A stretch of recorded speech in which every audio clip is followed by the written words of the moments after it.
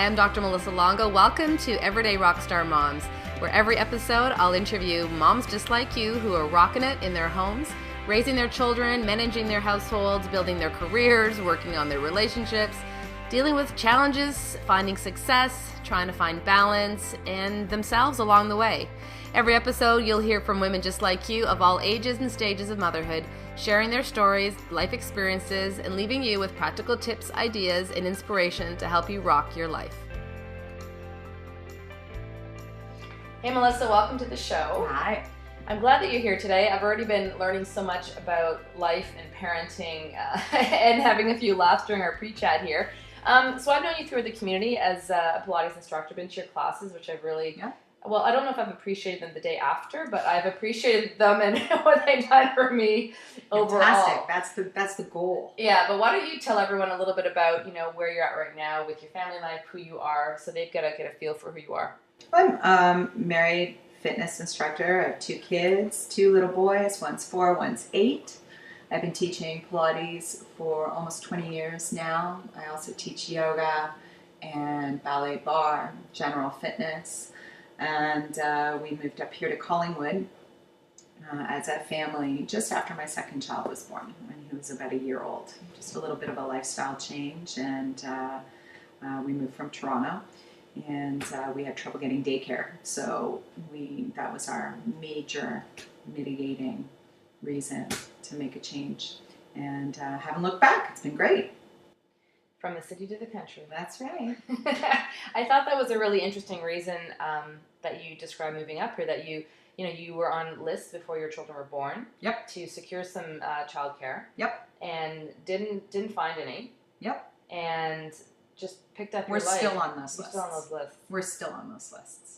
So, and it's not that we were looking for some special daycare and some subsidized daycare, or that it was free daycare. It was for the pleasure of paying somebody $1,700 a month to keep my child in some dank basement someplace. Mm-hmm. So, and we never got that. And I mean, if you want, and that's for full-time daycare. If you want part-time daycare, you're just out of luck. Mm-hmm. So we got frustrated, and we had always considered a lifestyle change anyway, mm-hmm. and we just thought, well, this is as good a reason as any. And once we moved up here, we had actual options for choices, mm-hmm. and we thought we'd gone to heaven. We didn't even know what to do with ourselves. So it's a major thing, take care and wanting to work, and in my case, needing to work. I had postpartum depression with both of my children, and my job helps me to deal with those kinds of things. And so going back to work for me is not only a financial goal, but an emotional one as well. So being able to have my children well taken care of so that I can go out and do that is essential. Mm-hmm. And unfortunately, in certain communities, it's hard. No. Yeah. Talk a little bit more about your need to work. So you obviously found work that you love. Mm-hmm. Now, but you mm-hmm. talk about it as something that you need for your emotional well-being. Well, I think that there's some people who, men and women alike, who are comfortable with one role in their life, and it feels really fulfilling to them, and I think it's amazing, and I wish that were me to a certain extent. For me, my job as a fitness instructor, it's one of the things that really brings me joy. So I think that it inspires me when things are new and happening in my outside of my life as a mom. It makes me a better mom, and so I need to go to work. I feel like it helps me. That being said, my work also stimulates me in terms of its physicality. So when you're suffering from things like general anxiety or postpartum depression, those are really important aspects of healing and recovery. And what I didn't know in my life is that I'd always suffered from generalized anxiety. And after the babies were born with all the hormone shifts, that was magnified. And because I wasn't working, because I was at home, it was magnified again because I had been self-medicating with my work for years. Mm-hmm. I just didn't know it. And the second I went back to work with support from, my family and the healthcare workers that I was involved with at that time, who told me, go back to work, you'll feel better. Mm-hmm. There's a lot of guilt associated with that, but it quickly dissipated when I figured out how much better I felt once I was there, and how much better I was at home with my kids because I went.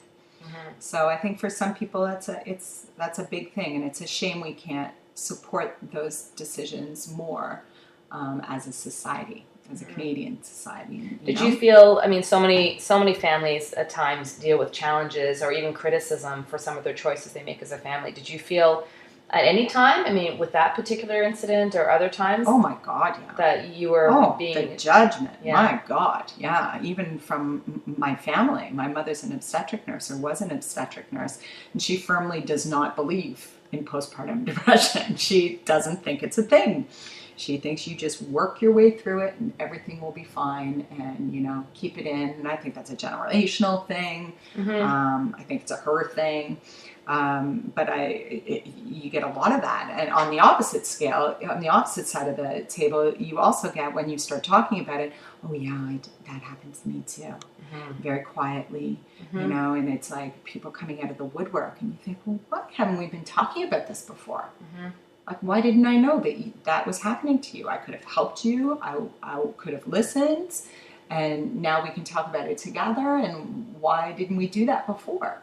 And I think that's a general thing with mental illness in a way, that I always say, and please, this is just me and my sense of humor, I always say that it's the crazy people who know they're crazy and are willing to talk about it, and I'm really open about it because I can't figure out why we wouldn't talk about it. Right. I'm not embarrassed. You're not embarrassed when you have cancer. Yeah.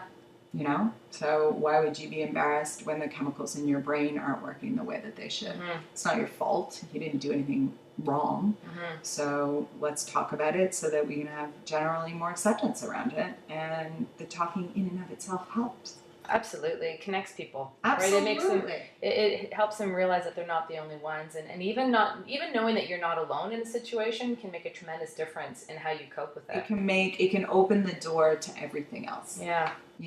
So aside from going back to work, it sounds like that was a powerful force for you getting through that. But how did you deal with the people, obviously your mom, but other people, you said too, that had judgments or criticisms about any of your decisions? You just need to go back to work, for example, because for some families that's... Oh, wow, that's really early, because I went back at 3 months with both the children, which meant you were bringing these teeny tiny little babies who were still breastfed to daycare a couple times a week.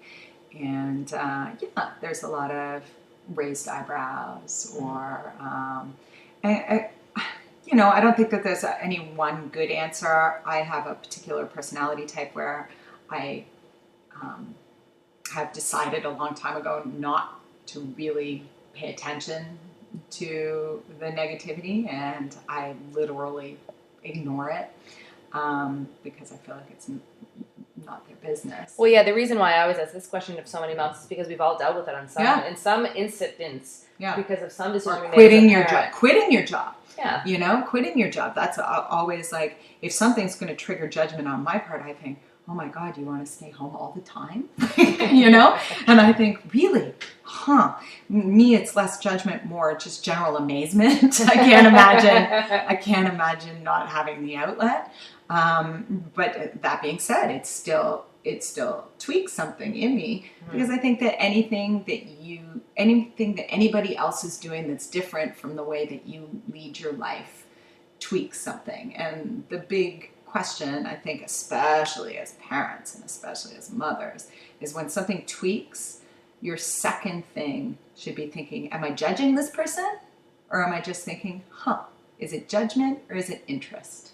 And if it's judgment, strip it away and make it interest.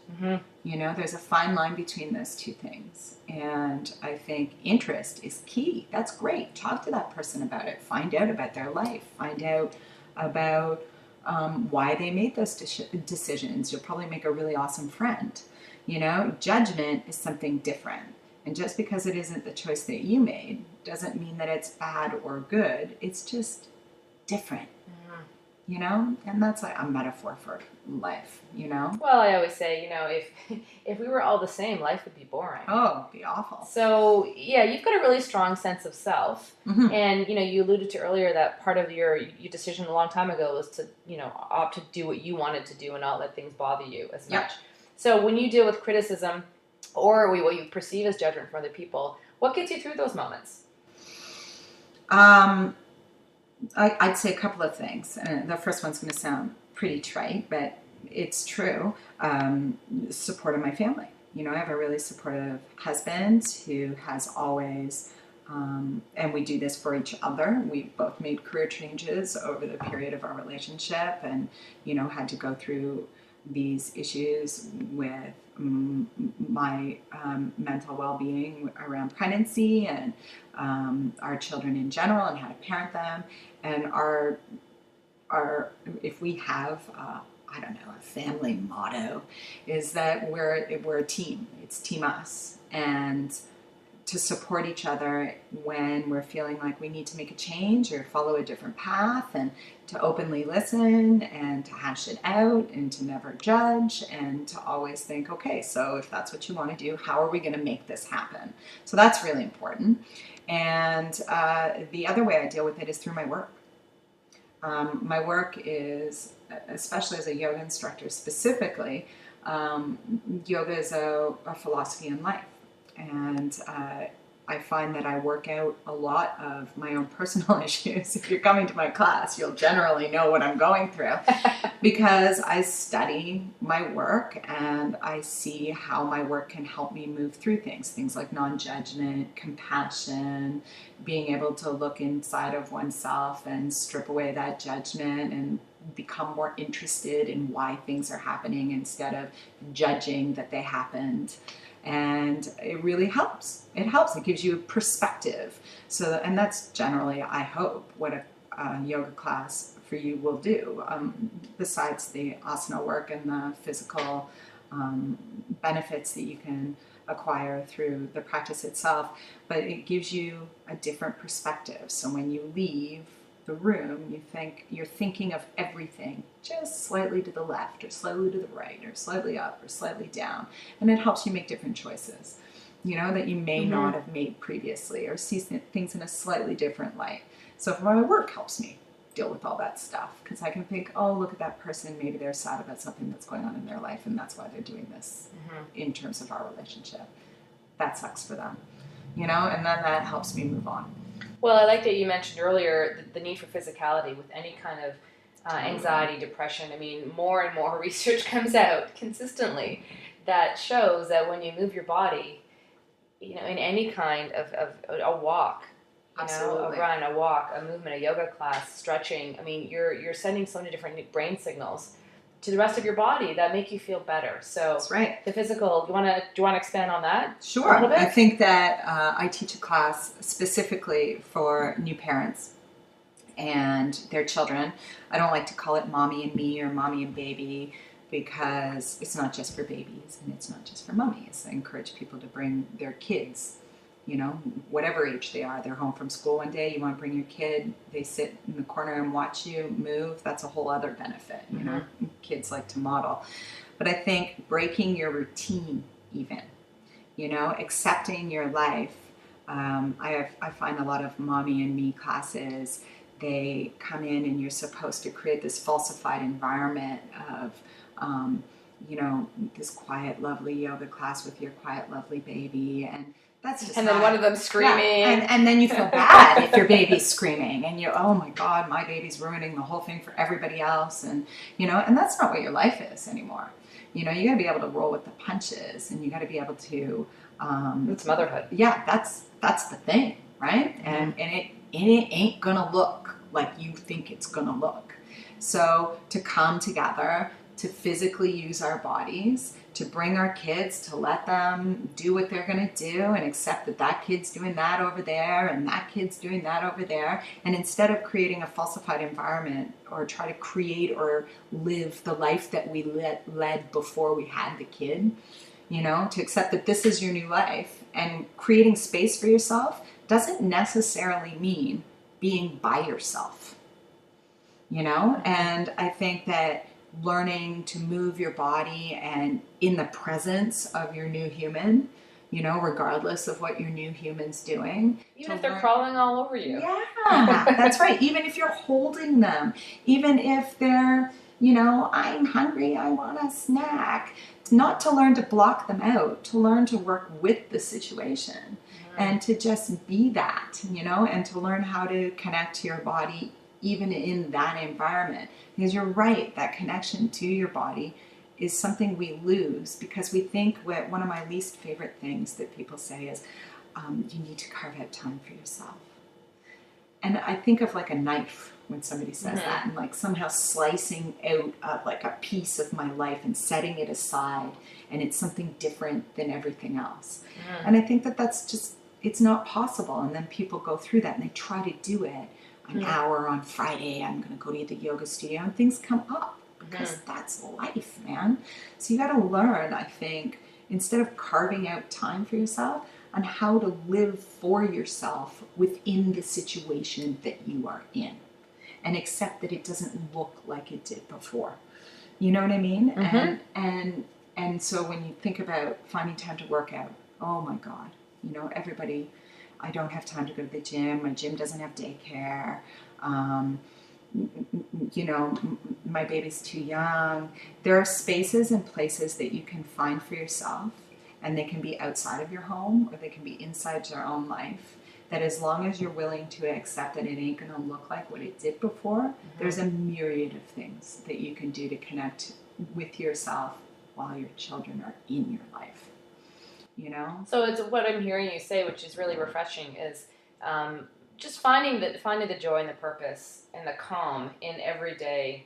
Absolutely. You know, I mean, I'm a huge advocate for moms taking care of themselves. Absolutely. And whatever that's going to look like. And you're absolutely right. You know, we can have these goals of saying, okay, every Monday morning, it's time for mom, the kids are at school, you don't have to work, you can do whatever you want. Yeah. But it doesn't always work out that way. Somebody gets sick. Yeah. You know, it's a PA day. It's, you know, whatever the case may be. You know, you're not feeling great.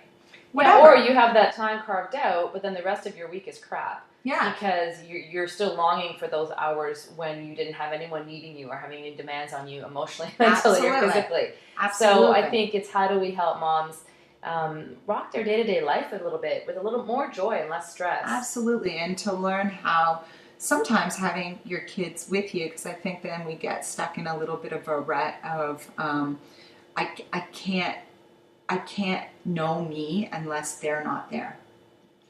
Right? Right, and they're part of our lives. Yeah, and I can't be calm unless they're not with me. As opposed to, how do I find, and it's not going to be the same calm. You know what I mean? Like, it's not going to be, you're not in a massage room with lovely music playing and, you know, aromatherapy. And those times are important too. Don't get me wrong. Like, give me a massage. We know in situations when we're our best version of ourselves and when we're not responding to anyone in our best version of ourselves. Then we need a serious timeout, you know? But I'm talking about everyday life, you know, and being able to work. Because your physical self should be in my opinion, be a really important part of your everyday life. So not your Monday morning from 8 to 9. You know, and then the rest of the time, your physical self is like, I don't know, sitting on the couch someplace, just waiting for its time. You know, it's about how do we fit in these moments to exert ourselves physically or to connect with our bodies physically, to feel our bodies physically, when there is no time to carve out. Did you always feel this way, or did this come as a result of, you know, you dealing with postpartum depression, or you transitioning to Pilates and yoga full time? Total journey, complete journey. I always, and recent sort of journey. You know, like I had to think for myself about how things are going to work and what time looks like and how you don't have enough and that kind of thing. And it just kind of generally evolved for me that, well, why do I have to do these things without them? Why do they have to be gone? You know, why do I have to get up at 5:30 in the morning to meditate or think about things? why am I defining meditation in this one way? You know, why can't it be when we're out in the forest walking the dog? You know, why can't that be meditation for me? And yeah, they're chattering away about their days, or, you know, but why isn't that meditative? Why do we have these strict definitions of what things need to look like? Because there I'm walking out in the forest, I'm having a little meditation, a little connection with my kids, a little physical endurance required, you know, yay, all done for the day. You know what I mean? And is it all done for the day? Or is there, you know, can this just become a part of what it is your experience of your family life? You know? Well, we all get to create that for ourselves. Absolutely. So it's taking the time, and it sounds like you've certainly done that, to decide, hey, what really matters to me? Absolutely. What kind of family life do we want, and how do we make that happen so that we're all living in a more fulfilled, happy way? And how do we let it evolve? And how do we take the judgment? Because God knows, if I've painted some picture of my family walking happily through a forest all day long, please remove that. No one saw the time when they were screaming and throwing sticks at each other. From your head immediately. That's like a 10%, and that's being, you know, gracious ratio of what our family life looks like. You have 2 boys, I get it. Yeah, it's wild. It's rocks there's a getting lot thrown. of yelling. There's a lot of sibling rivalry. There's a lot of, you know, timeouts and, you know, all that stuff. Like eating problems, anxieties of their own, all that kind of stuff. And we have our good days and we have our very, very, very bad days. But in general, you know, we like to keep our eyes up and think about the bigger picture, you know, and oftentimes that's hard on a day-to-day basis, you know. How did your husband do that?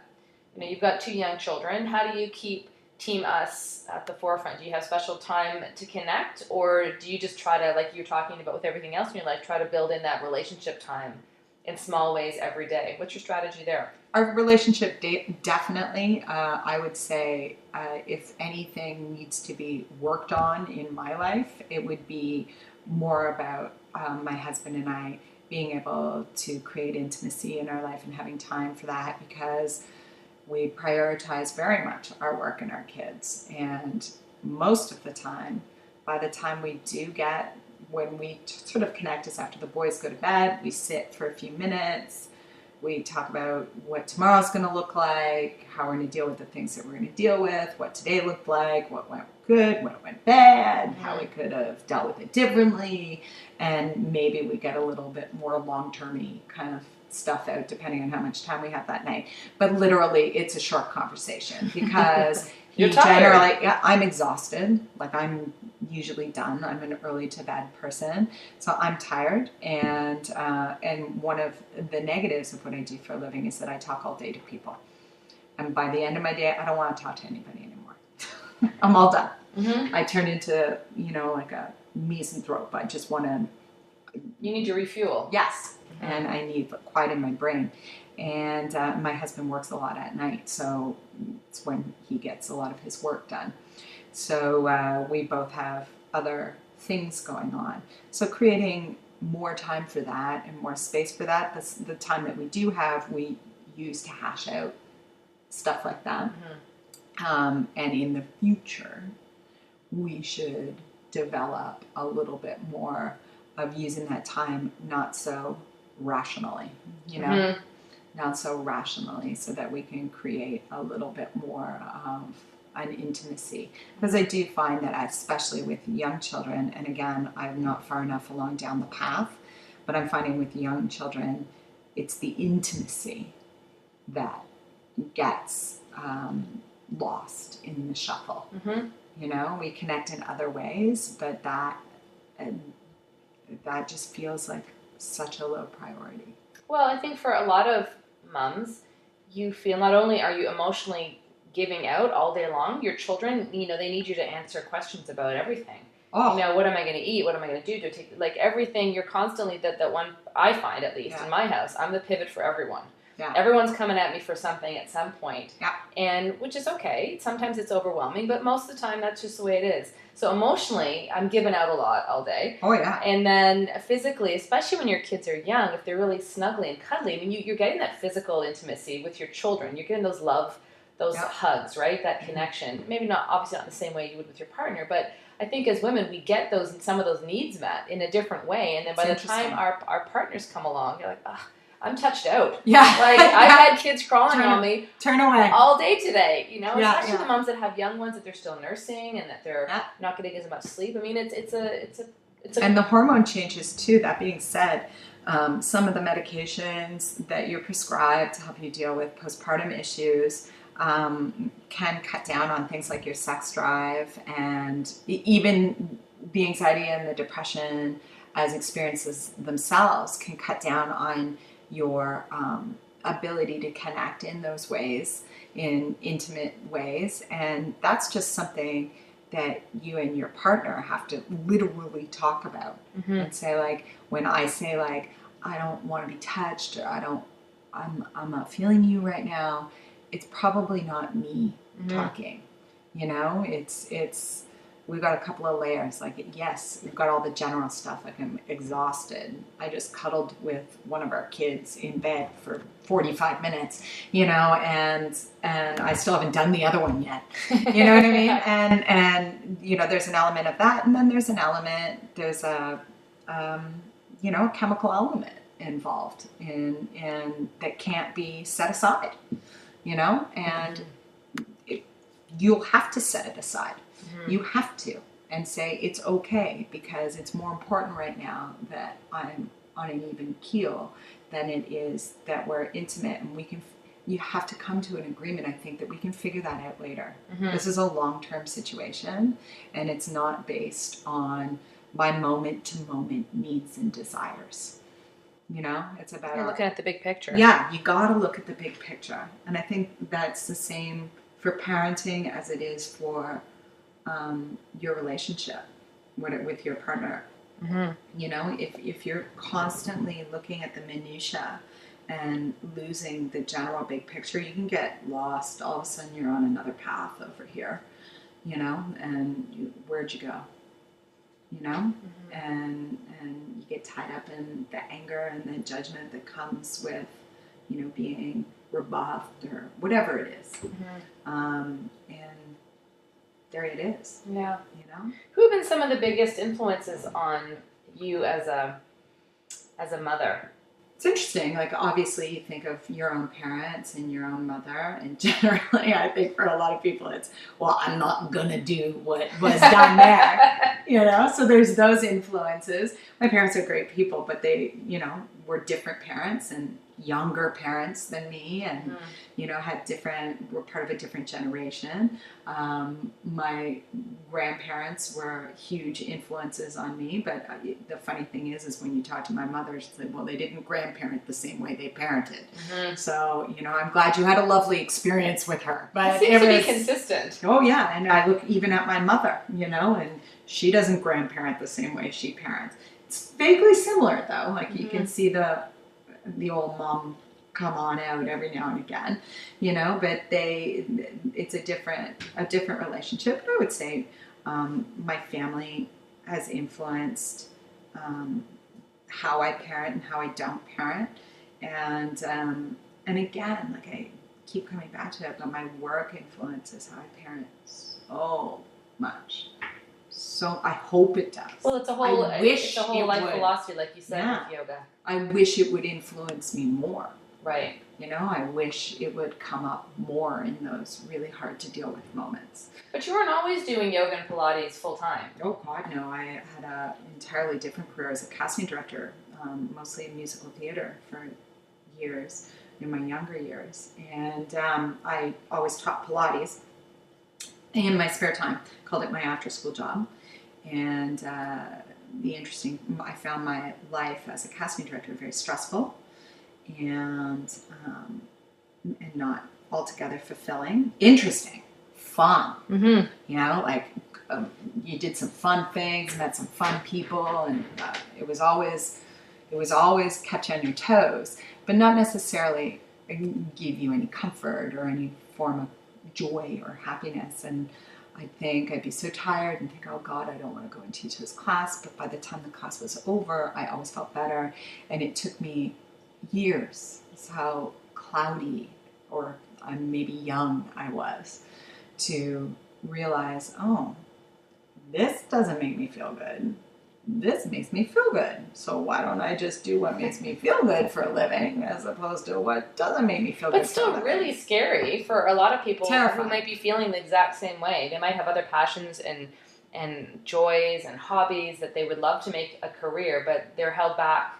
Well, you're by held back something else. by, listen, you don't get rich being a yoga instructor, Mhm. you know, like it's a hard way to support your family. At the time I wasn't married, I wasn't, you know, I didn't have any expectations for a partnership that can help, you know, build my finances. So that was tough. And, but I think that if you simplify it and again, look at the big picture, I think what makes you happy and generally what you have passion for, you become good at because you can't help it. Mhm. And when you're good at something, it's sort of a field of dreams. If you build it, they will come kind of Well, thing. it shines through, right? Yeah, we're naturally drawn to people who are excited and passionate. I mean, just yesterday I bought these vegetable pot pies from this woman in this bakery because I just happened to walk in.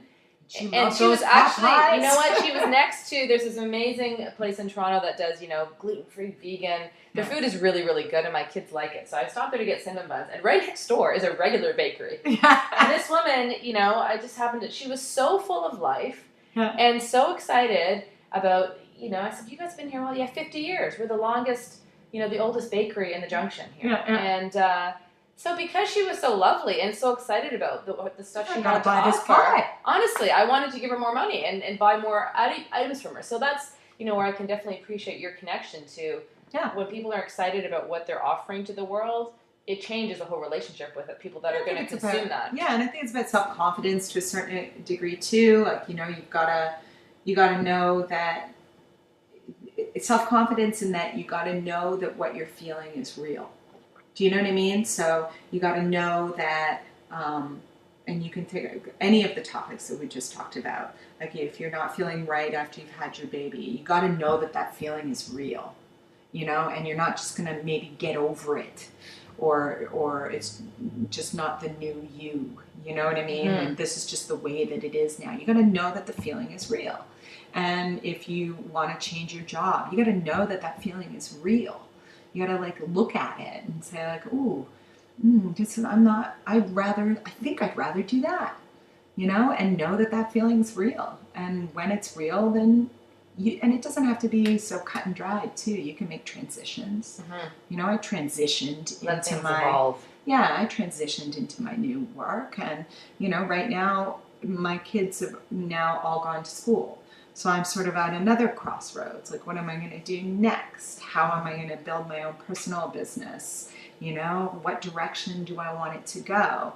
And I'm not interested in just, you know, kind of picking something and you know, going for it. I want to see how it develops and what direction it takes me. Obviously, I have the privilege of having a partner who can financially handle that while I, you know, really kind of figure things out. Yeah. You know, and not everybody has those choices.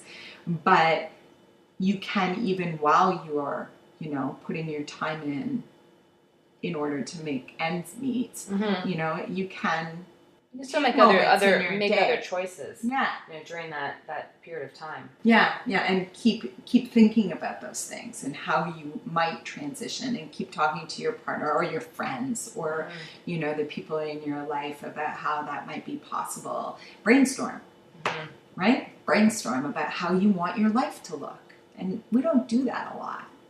You know, we figure, especially as adults, once things get busy, you know, we stop brainstorming about our lives. You know, we think like it's almost over. Mm-hmm. You know, we've created this shell and then we just live in the shell and we take the shell with us, you know, as we get older and older and older. And it's the same old shell. you know, as opposed to thinking of your world as more of like this really big open sphere, and there's always something behind you, in front of you, beside you, and, you know, might be interesting, might not be, you know, but to constantly keep looking and keep brainstorming and, you know, and make that a part of what you do. You know, you can call that meditation. You can meditate. Continuing to get to know yourself. Yeah. And where you want to be and how you want to contribute. Yeah, and have that be a part of your family life. You know, part of how you connect with your partner. How was your day? Oh, that's cool. You know what I was thinking about today? You know that thing that I said that I would like, I saw the coolest thing. Wouldn't that be cool? My husband and I were talking about consignment stores today, and how in Collingwood there's no good child consignment store, and how I have all these clothes that I could sell, and there's another place in another town, and she doesn't recognize those good brands, and, you know, she just wants everything to say the Gap on it. And, you know, I said, I should open a consignment store, and he looked at me and he's like, you're not opening a consignment store. I mean, you still have the conversations, you know, and you never know where those conversations are going to lead you. And if you're listening to this and you're in Collingwood and you want to open a consignment store, you should really do it. I would be there every day. Yeah. Yeah, it's there's so much more we could talk about. I think we do have to wrap this one up. But if there was one, is there anything about parenthood that you wish people knew? Like, do you wish your younger self knew before you became a mother? I often use a metaphor of childbirth. And everyone has or lots of people have a birth plan. I had a birth plan with my first child. I had the whole car packed. I had my Theraball, and there were some massage tools, and like the whole 9 yards. There was going to be breathing, and I don't know, like music. There was going to be a whole bunch of things. And I ended up having an emergency C-section in the middle of the night, and it was just horrible and nothing like I ever expected. And my second child was born by planned C-section because there was an 80% chance it was going to go down the same road. And as far as I was concerned, those numbers sucked.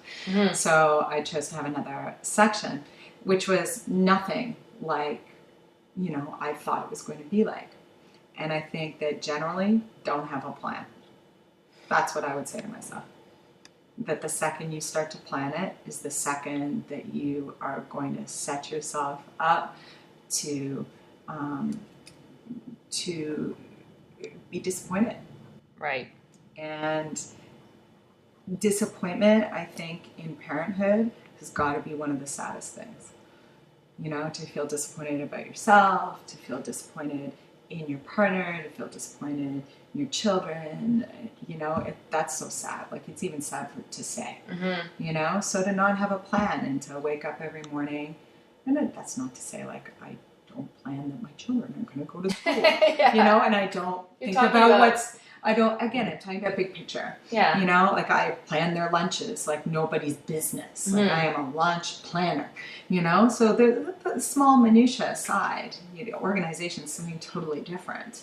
Well, I feel like you're just trying to it sounds to me, just roll with life a little bit more, and you shouldn't be so rigid in our expectations, because like anything in life, whether it's with your business or your relationship or your parenting, when you've got expectations, sometimes you don't meet them. And then you take that on yourself and you feel bad. Yeah. And if we can start to minimize some of that feeling bad part for moms, then that's going to be a good thing. Absolutely. So I think that's where you mean try not to have a plan, right? That's right. That's right. Yeah. It doesn't mean you don't have goals. It just means that your goals are far-reaching and almost unattainable.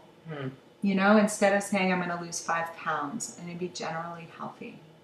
I'm going to feel good about my body. I'm going to be able to move with ease. Yeah, I think there's a huge difference in setting intentions. Absolutely. Than having a concrete plan. I mean, some mornings after your kids leave, the house is going to look like a disaster. Other mornings, everyone's going to have a beautiful breakfast and give themselves hugs, and everyone's having a good day. Yeah, that's right. Every day is different. But if the intention is that we're all going to get through this, everyone's going to be healthy, let's have a good day. Yeah. That's and different. We're a team. Yeah. And the team's going to move forward, you know, and some days the team is going to be firing on all cylinders, and sometimes it's going to be a little dysfunctional. Yeah, it's going to be, or a lot dysfunctional, and that's okay too. You can always course correct, is what I often say to moms. You know, if you don't like something that happened in your parenting situation or in a work situation or with your partner, you can always course correct. You can always go and apologize and Totally. and own it differently with your children. You know, I mean, I've done that so many times where I realized afterwards, you know, in the heat of a moment, sometimes, I'm Italian too, so the volume can go up really easily. And they get like, why are you yelling at us? I go, well, I'm not yelling at you, but I really am, but I'm just raising my voice, I'm not angry. Yeah. But I've often gone back and said, look, I'm sorry about that situation. I didn't mean it to come across that way. So we always have those opportunities to go back and correct things that we don't like. If they happened a way that we didn't envision. We have to be willing to fail. We have to be willing to fail as part of the process. You know? And failure doesn't feel like an option when you're talking about bringing up good humans. But good humans know how to fail too. And just like we were talking about right at the beginning, you know, modeling is a child's thing. If they can see their parent fail and see how their parent picks themselves up, that's a huge win for that kid. You know, that is an enormous win for that child. And there you go. You were a great parent by not being a great parent. And yay you. You know what I mean? Yeah, but those are all, you know, my kids laugh and this is a teaching moment. Yeah, I feel the teaching moment. You know, they start to kind of roll their eyes. I'm getting that with my older one now, where he's looking at me, he's like, don't turn this into this thing. Yeah. You know, and you're like, oh no, we're turning it into a thing. Yeah. You sit down because this is going to be a thing. It's the perfect time for a lecture. Yeah, that's right. I feel a lecture coming on. Yeah. Exactly. Well, it's been lovely having you here today. Thanks for having me. I'm going to let you enjoy the rest of your morning. And if people want to find out more about the work you're doing as a Pilates instructor, what's the best way for them to get a hold of you? We'll have this information in the show notes as well. But you just go to my website. It's www.melissaenfield.com. And I have a blog there. I'm going to be doing some podcasts on my own to help you find space for yourself in the comfort of your own home, and my schedule, that kind of thing. People can find you that way. Yeah, always. All right, well, you enjoy your day. Thanks for being here. Thanks, Melissa. There you have it, a great story today from a mom who rocks. I hope you enjoyed today's show. Be sure to head on over to iTunes and subscribe to the podcast so that you don't miss out on any future episodes. When you do that, I'll be sending you a copy of my top 10 tips for moms. These are some of my personal practical strategies I believe that as women we can all benefit from and help us be emotionally and physically as healthy as we can be. When you're also there on iTunes, I would also love it if you left a review. It's really important to leave some reviews because that helps other people find the podcast, and it helps inspire them to listen and potentially gain some insight from the podcast. Tell other moms that you know would benefit from this show, or most certainly nominate them and let me know who you think I should be interviewing. I'd love for you to connect with us on Facebook as well. Head on over to Everyday Rockstar Mom and join our community there. Thanks so much for joining us today. We'll see you next time.